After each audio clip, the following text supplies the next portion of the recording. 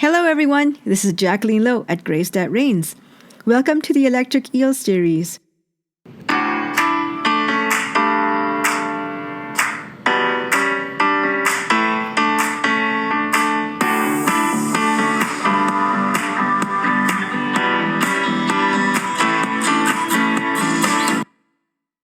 We created our summer series of podcasts to give you a spiritual jolt out of your everyday life to help you to focus on the wonder of God and the wonder of the moment during these trying times.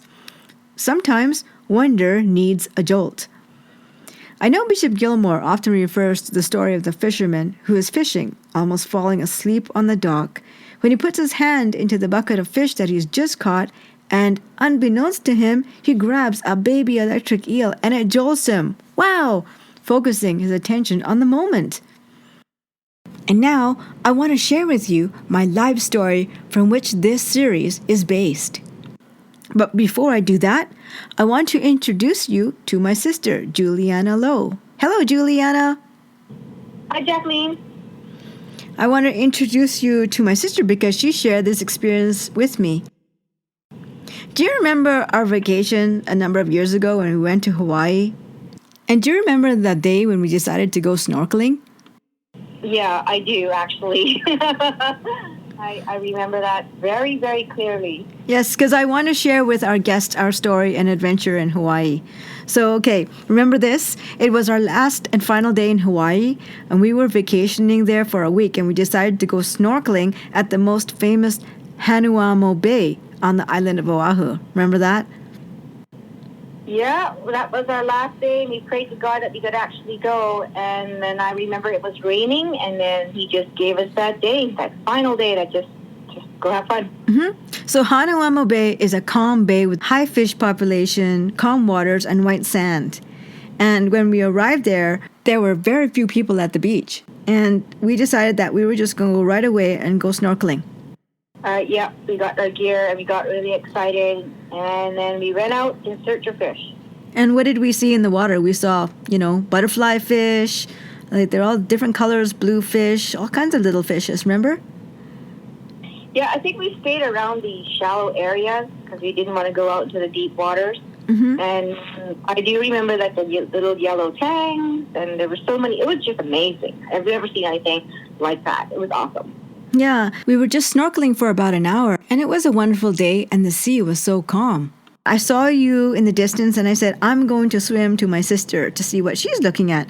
And the water was very clear, and it was also really shallow. Where I was, it was, I think, around a little bit about 4 or 5 inches lower than my neck.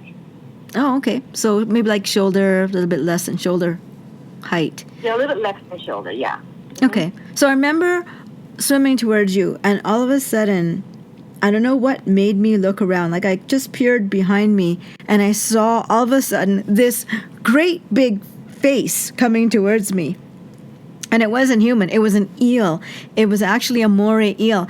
And the way the eels breathe underwater is they close and open their mouths so that the water could go through their mouths and then pass through their gills. But in doing so, their mouths look almost menacing, especially with their razor-sharp teeth, which I could see very clearly.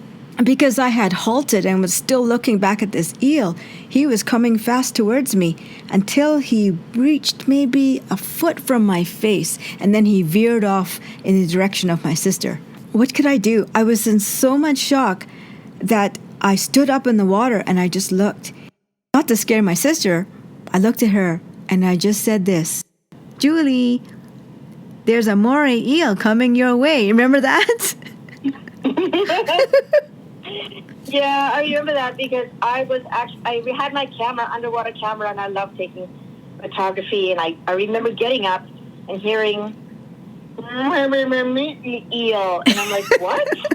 And I remember I was saying to you, what?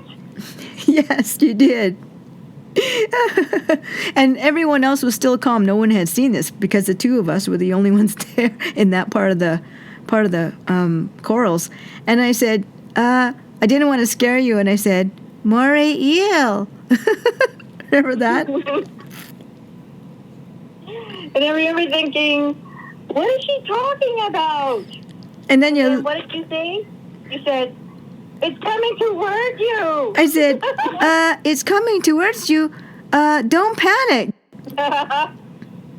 You're such a jerk. And all I remember is your face, big, big, big eyes saying, Moray Eel. Yeah, I hated you. I honestly hated you at that point. I didn't care what was coming toward me. I didn't want to know what was coming toward me. I know. And so then you went down. I saw you because you were underwater again with your face mask and your camera. And then what did you see? What did you see coming towards you? First of all, I panicked. You're like, no, don't panic. But I panicked. And I did. I remember jumping and trying to climb up on all those rocks. They weren't rocks, by the way. Corals. That was coral. Yeah. Nice, sharp coral. And I remember trying to climb up the coral and scratching up my legs, scratching up my knees. I think there was blood flowing from the knees. And I just, all I could think of was Jaws. I just hated you. Yeah. And on the distance, I kept seeing you jumping, and I thought, what is she doing? I just scrape, jump, scrape. And then I looked underneath the water, and I saw this gaping mouth, and I thought, oh my God, this is just the worst thing. And I stood still, and it slid right beside me, right past my leg. I looked down at it, and the thing must have been about 4 feet long. Yeah. It was so huge and so thick. I think it was a little bit more than 4 feet. It was like 4.5 because the end of its tail was still moving. 4.5, yeah, and it looked like it was about a foot across. I mean, the diameter, it was really big. It was really thick for sure because the moment it went past me, I went under and I grabbed my camera, looked at it from the lens, and then started taking pictures.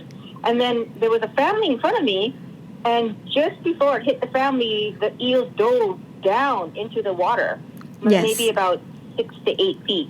I know. And I took pictures of it then, and it was huge. It was just horrible. It was just huge. It was huge. And I remember that day because I didn't expect that to happen. And what did we do? We looked at each other and we said, we didn't say anything to each other. We just walked out of there. Yeah, I looked down, I remember, and I'm like, I didn't even feel my legs till later on, and I'm like, ouch. It was just ridiculous, and because of the salt water and everything, I think I was in pain, but I didn't feel a thing. So I just want to tell our friends that was our real live moray eel moment, and what it does was it shocked me out of complacency for sure. I mean, here I am relaxing, floating, doing all the things that people do on a coral reef and looking down at the fish and realizing that moment will never be forgotten ever again. I hope that it does the same thing to others as it did to us. Thanks for naming it the electric eel. We'll never forget this. Okay, bye. Bye.